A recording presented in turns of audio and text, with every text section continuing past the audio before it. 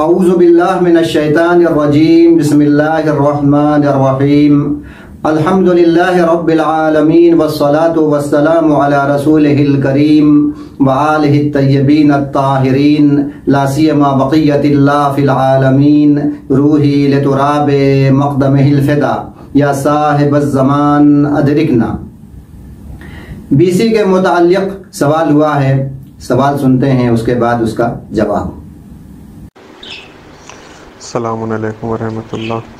اگر انڈیا میں جو پی سی کا سسٹم ہے، مثلا چند لوگ جو ہے ایک رقم سبمٹ کرتے ہیں اور ہر مہینے جو ہے پرچی اچھلتی ہے، جس کے نام پہلے آ جائے اسے وہ پیسہ دے دیا جاتا ہے، اور پھر ہر مہینے جو ہے اسی طرح سے لوگ قسطیں ادا کرتے ہیں۔ تو اگر کسی شخص کی مثلا پہلی بار میں قسط آ گئی اور اسے مثلا ایک بڑا اماؤنٹ 60,000 روپے ملے ہیں، لیکن اس کے باوجود اس کو قسطیں ادا کرنی ہیں، تو یہ جو اسے اماؤنٹ ملا ہے 60,000 پہلی بار میں، تو یہ اماؤنٹ اس کے لیے، کیونکہ اس کی درآمد سے تو ابھی آیا نہیں ہے، کیا اس پہ خمس لگے گا؟ ایک یہ پہلا سوال ہے۔ اور مقلد رہبر ہے، کیونکہ رہبر میں جو ہے ہدیے کی اس میں خمس نہیں ہے، تو کیا اسے اس اماؤنٹ پہ جو اسے 60,000 پہلے مہینے مل گئے ہیں، لیکن اس کو جو ہے قسطیں ہر مہینے اس کی ادا کرتے رہنا ہے؟ یہی جاننا تھا کہ اس پہ اسے خمس دینا ہے اس اماؤنٹ پہ یا نہیں دینا ہے۔ شکریہ۔ علیکم السلام ورحمۃ اللہ وبرکاتہ۔ اس کے پہلے بھی بی سی کے حوالے سے سوال ہوا ہے اور اس کا جواب دیا جا چکا ہے۔ آج بھی جواب دینے کی سعادت حاصل کر رہا ہوں، لیکن سوال کا جواب دینے کے پہلے یہ بتا دوں کہ بی سی میں کیا ہوتا ہے۔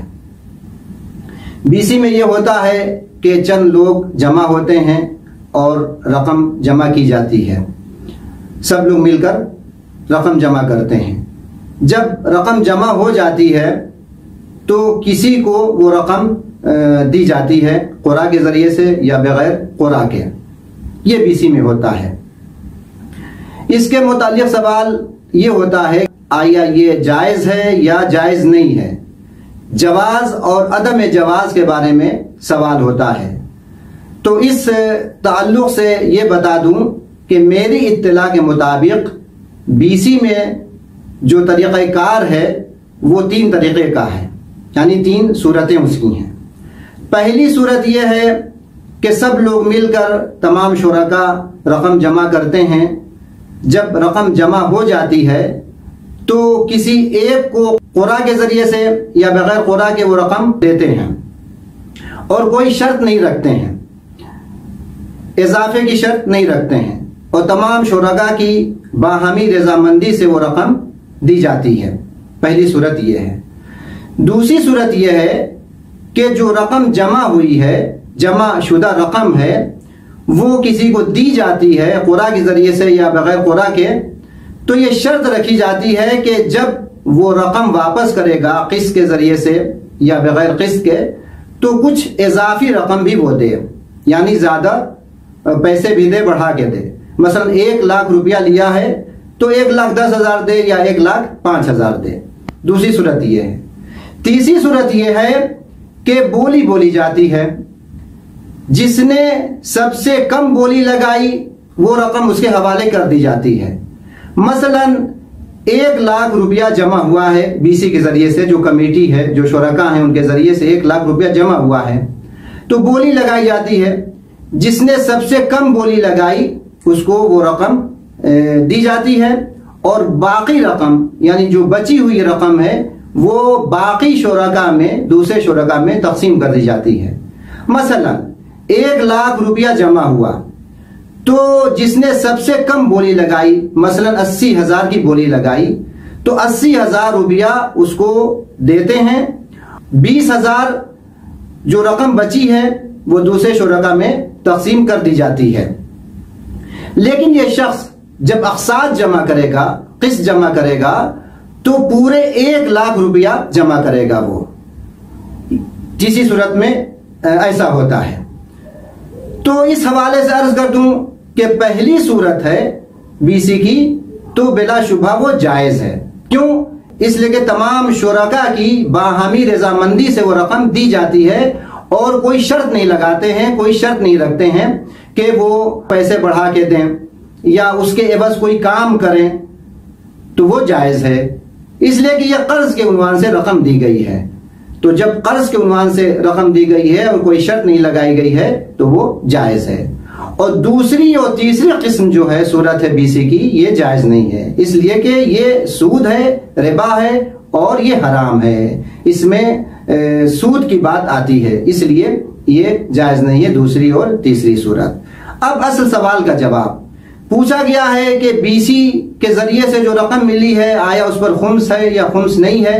تو اس حوالے سے عرض کر دوں کہ دیکھیے ایک قاعدہ اور قانون ہے کہ قرض پر خمس نہیں ہے. اور ابھی آپ کی خدمت میں عرض کیا کہ BC کے ذریعے سے جو رقم ملتی ہے وہ قرض کے طور پہ ہے، قرض کے عنوان سے دی جاتی ہے، لہٰذا اس پر خمس نہیں ہے. اگر 1 سال بھی گزر گیا اس پر تو خمس نہیں ہے. اور آپ نے کہا کہ رہبر انقلاب کے نزدیک ہدیہ پہ خمس نہیں ہے. صحیح ہے کہ ہدیہ پہ خمس نہیں ہے آپ کے نزدیک، لیکن یہاں ہدیہ نہیں ہے، یہ قرض کے طور پہ رقم دی گئی ہے، لہٰذا اس پہ خمس نہیں ہے. قرض کے طور پہ جو رقم لی جاتی ہے آیا اس پہ خمس ہے یا خمس نہیں ہے؟ مزید تفصیل کے لیے ڈسکرپشن میں دی گئی لنک ملاحظہ فرما لیں. آخر میں 2 باتیں آپ حضرات کی خدمت میں عرض کر دوں کہ BC کا مقصد کیا ہے. BC کا ایک مقصد تعاون اور تناصر ہے، یعنی ایک دوسرے کی مدد کرنا. ظاہر سی بات ہے کہ جب اکٹھا رقم جمع ہو جاتی ہے اور کسی کو رقم مل جاتی ہے تو اس کا کام ہو جاتا ہے، بہت ساری مشکلیں اس کی حل ہو جاتی ہیں. تو BC کا ایک مقصد یہ ہے. اور قرض کے حوالے سے مستحب یہ ہے کہ اگر کسی نے کسی سے قرض لیا ہے تو جب قرض واپس کرے تو مستحب ہے کہ کچھ اضافے کے ساتھ واپس کرے، یعنی کچھ بڑھا کے واپس کرے. یہ مستحب ہے، یہ سود نہیں ہے. سود کب ہوگا؟ جب شرط رکھی جائے، شرط لگائی جائے کہ ہم تمہیں مثلا 10,000 روپیہ دے رہے ہیں اور جب واپس کرو گے تو 11,000 یا 12,000 روپیہ تم ہم کو دو گے یا اس کے عوض کچھ کام کرو گے، تو یہ سود ہو جائے گا. اگر شرط نہیں لگائی گئی ہے تو قرض لینے والا جب رقم واپس کرے تو کچھ اضافے کے ساتھ واپس کرے، خود سے اپنی مرضی سے. یہ مستحب ہے اور ثواب ہے. والسلام علیکم ورحمۃ اللہ وبرکاتہ.